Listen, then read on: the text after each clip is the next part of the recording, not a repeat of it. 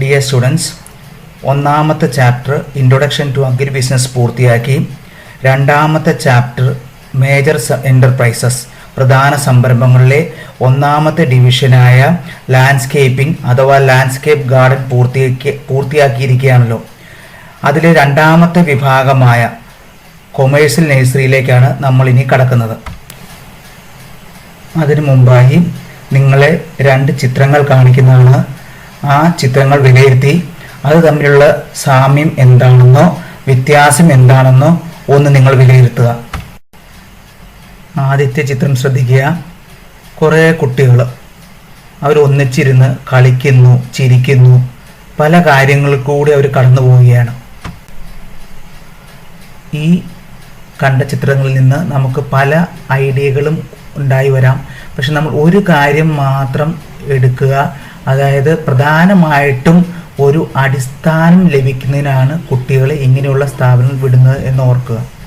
അതിനുശേഷം നമുക്ക് അടുത്ത ചിത്രത്തിലേക്ക് കടക്കാം. അടുത്ത ചിത്രം നമുക്ക് ശ്രദ്ധിക്കാം. കുറേ ചെടികൾ പല രീതിയിൽ പരിപാലിച്ചു പോരുന്നു.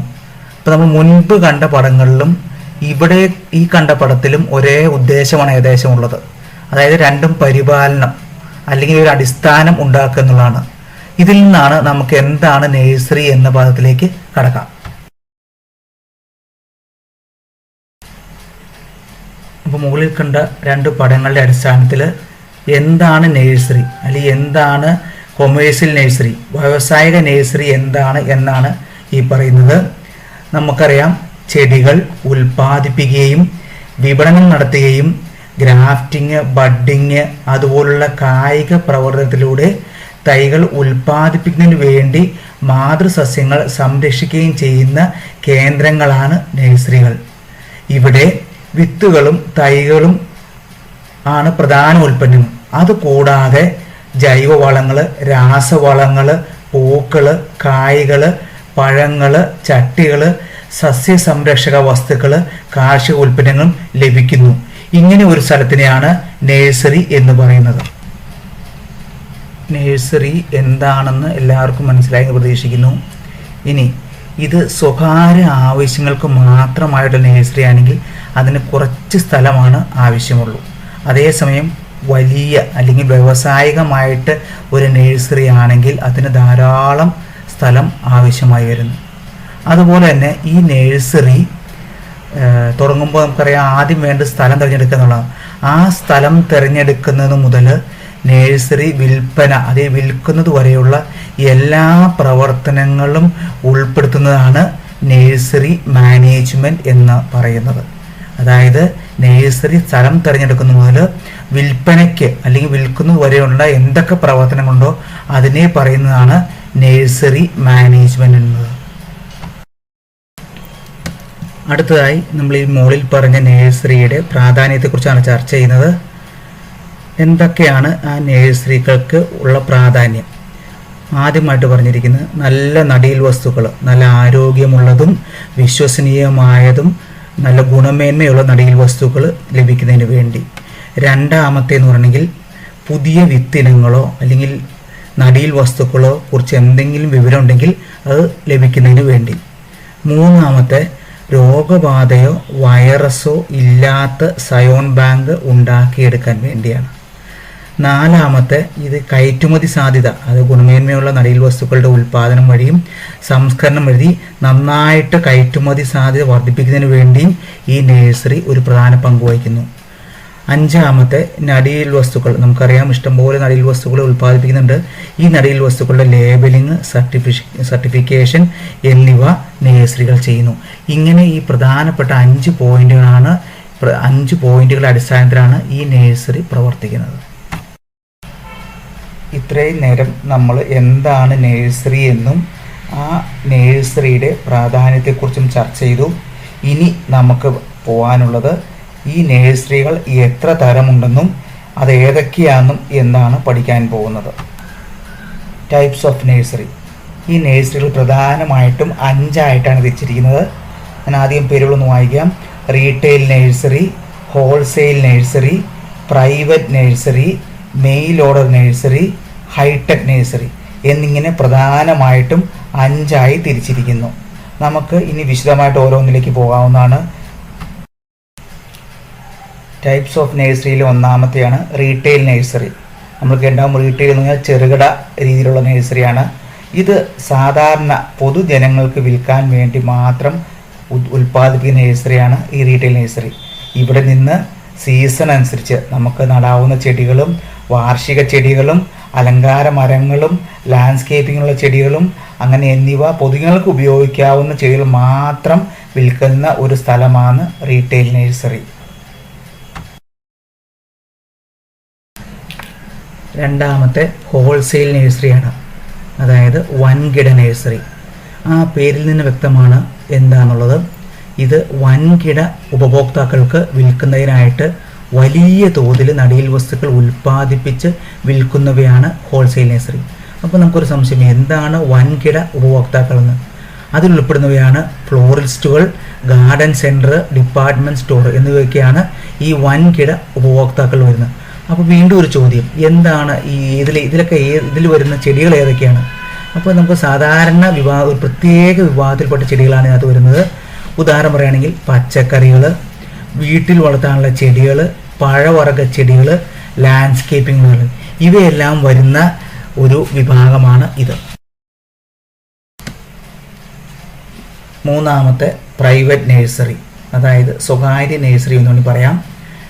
ഇതിലുദ്ദേശിക്കുന്നത് ഒരാൾക്ക് അല്ലെങ്കിൽ ഒരു സ്വകാര്യ വ്യക്തിക്ക് വേണ്ടി മാത്രം നടീൽ വസ്തുക്കൾ ഉൽപ്പാദിപ്പിക്കുന്നതാണ് പ്രൈവറ്റ് നഴ്സറി.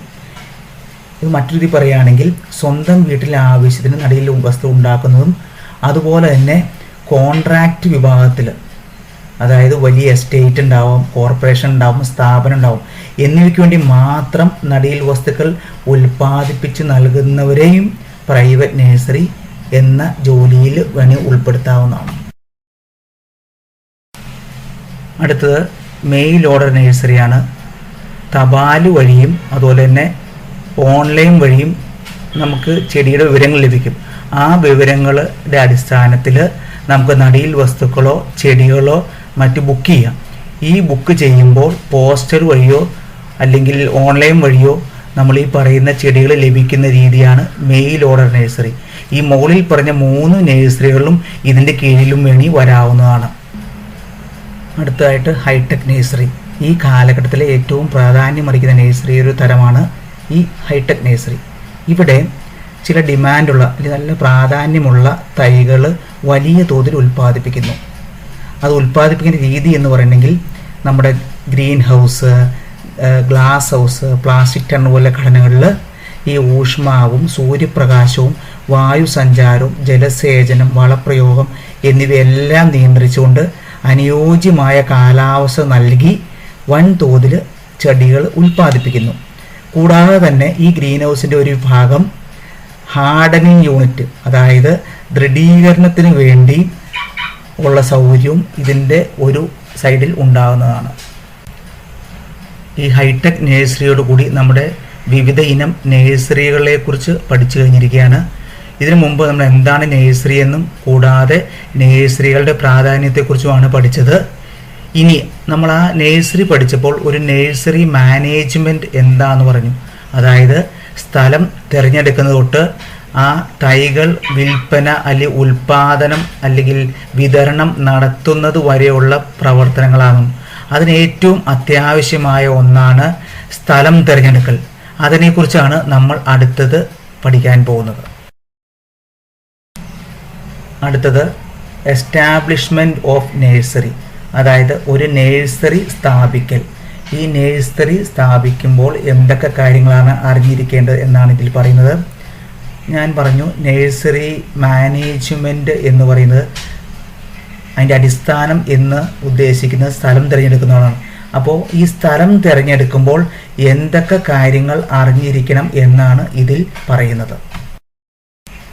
നഴ്സറി സ്ഥാപിക്കുന്നതിന് സ്ഥലം തിരഞ്ഞെടുക്കുമ്പോൾ എങ്ങനെയുള്ള സ്ഥലം ആയിരിക്കണം എന്നുള്ളതാണ് ഇനി നമ്മൾ പറയാൻ പോകുന്നത്. ആദ്യത്തെ നിയർനെസ് ടു റോഡ്, അതായത് ആ നഴ്സറി നിൽക്കുന്ന പ്രദേശം സന്ദർശകർക്കും വാഹനങ്ങൾക്കും എളുപ്പം എത്തിപ്പെടാൻ പറ്റുന്ന സ്ഥലമായിരിക്കണം.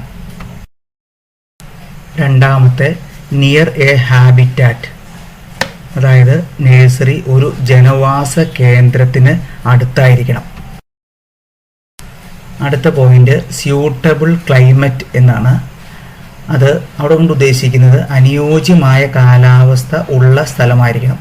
എന്നാൽ തൊട്ടടുത്ത് തന്നെ നമുക്കൊരു മറ്റൊരു പോയിന്റ് പറയുന്നുണ്ട്, neither shady nor exposed area, അതായത് കുറച്ച് മരങ്ങൾ വളർന്നു നിൽക്കുന്ന അർദ്ധ നിഴൽ പ്രദേശമാണെങ്കിൽ നഴ്സറിക്ക് ഇത് അനിവാര്യമായിരിക്കും എന്നും പറയുന്നു. അടുത്ത പോയിന്റ് സഫിഷ്യൻറ്റ് സൺലൈറ്റ്, അതായത് ആവശ്യത്തിന് സൂര്യപ്രകാശം ചെടികൾക്ക് ലഭ്യമായിരിക്കണം. തൊട്ടു മുമ്പിലെ പോയിന്റ് നമ്മൾ പറഞ്ഞിരുന്നു അർദ്ധനിഴ പ്രദേശമായിരിക്കും എന്ന് പറഞ്ഞു. എന്നാലും ആവശ്യത്തിന് സൂര്യപ്രകാശം സസ്യങ്ങൾക്ക് ലഭിച്ചിരിക്കുന്നത് പ്രത്യേകം ശ്രദ്ധിക്കേണ്ട ഒന്നാണ്. അടുത്ത പോയിന്റ് ഗുഡ് ഇറിഗേഷൻ ഫെസിലിറ്റീസ്, നല്ലതും ഗുണമേന്മയുള്ളതുമായ ജലസേചന സൗകര്യങ്ങൾ ലഭ്യമായിരിക്കണം എന്നാണ് ഈ പോയിന്റിൽ പറയുന്നത്. അടുത്തത് ഗുഡ് സോയിൽ കണ്ടീഷൻ, ആ തിരഞ്ഞെടുത്ത സ്ഥലത്തെ മണ്ണ് സാമാന്യ തോതിൽ അല്ലെങ്കിൽ നല്ല രീതിയിൽ വളക്കൂറുള്ളതും അനുയോജ്യമായതും ആയിരിക്കണം എന്നാണ് ഇതിൽ പറയുന്നത്. അടുത്തത് good transport facility four visitors and vehicles, അതായത് ചെടികളും അനുബന്ധ വസ്തുക്കളും സുഗമമായി കൊണ്ടുപോകുന്നതിനുള്ള ഗതാഗത സൗകര്യം അനിവാര്യമാണ്. അതിനുള്ള സൗകര്യങ്ങളും അവിടെ ഉണ്ടായിരിക്കേണ്ടതാണ്. അടുത്ത point level area without chance for water stagnation, ഉയർന്ന വെള്ളം കെട്ടി നിൽക്കാത്തതുമായ സ്ഥലമാണ് നഴ്സറിക്ക് അനുയോജ്യം. ഇത്രയുമാണ് നമ്മളൊരു നഴ്സറി സ്ഥാപിക്കുന്നതിന് സ്ഥലം തിരഞ്ഞെടുക്കുമ്പോൾ ശ്രദ്ധിക്കേണ്ട കാര്യങ്ങൾ. ഈ ക്ലാസ്സിൽ നമ്മൾ ചർച്ച ചെയ്ത കാര്യങ്ങൾ എന്താണ് നഴ്സറി എന്നും നഴ്സറിയുടെ പ്രാധാന്യം എന്തൊക്കെയാണെന്നും ഏതൊക്കെ തരം നഴ്സറി ഉണ്ടെന്നും ഒരു നഴ്സറി തുടങ്ങുന്നതിന് ഒരു സ്ഥലം തിരഞ്ഞെടുക്കുമ്പോൾ എന്തൊക്കെ കാര്യങ്ങൾ ശ്രദ്ധിക്കണം എന്നുമാണ്. എല്ലാവർക്കും മനസ്സിലായെന്ന് വിചാരിക്കുന്നു. നന്ദി.